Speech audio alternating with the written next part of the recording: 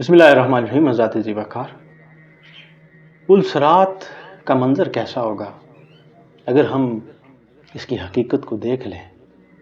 اگر ہم اس کو پڑھ لیں تو یقین مانیے ہم اس دنیا میں ہی اپنے اس پل صراط کے سفر کو آسان کر سکتے ہیں۔ قرآن و حدیث سے ہمیں یہ پتہ چلتا ہے کہ پل صراط پر کچھ لوگ بجلی کی تیزی کی طرح گزر جائیں گے، کچھ لوگ جو ہیں وہ آہستہ گزریں گے، کچھ لوگوں کو فرشتے پکڑ کر گزاریں گے، کچھ لوگ اپنی سرینوں کے بل گھسیٹتے ہوئے اس پل سے گزریں گے،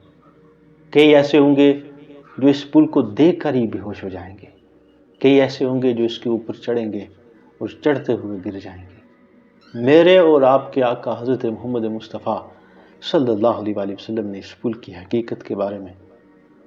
کچھ ایسے ارشادات فرمائے کہ یہ پل جو ہے یہ تلوار کی طرح تیز ہے اور بال سے باریک ہے۔ ذات ذی وقار،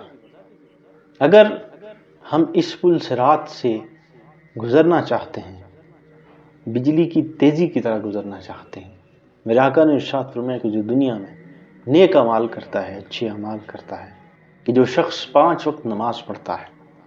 جو شخص جس کا اخلاق اچھا ہے، جس کی گفتگو اچھی ہے، جس کا پڑوسی اس کے شر سے محفوظ ہے، بڑوں کا احترام کرتا ہے، چھوٹوں سے محبت کرتا ہے، اور سب سے بڑھ کر کریم آقا صلی اللہ علیہ وآلہ وسلم سے محبت کرتا ہے، جو شخص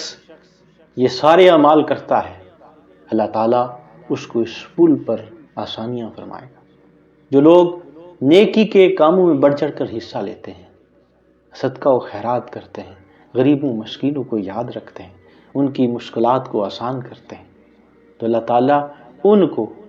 اس صدقات اور خیرات کی وجہ سے اس پل صراط پر گزرنے میں آسانیاں فرماتا ہے۔ ذات ذی وقار،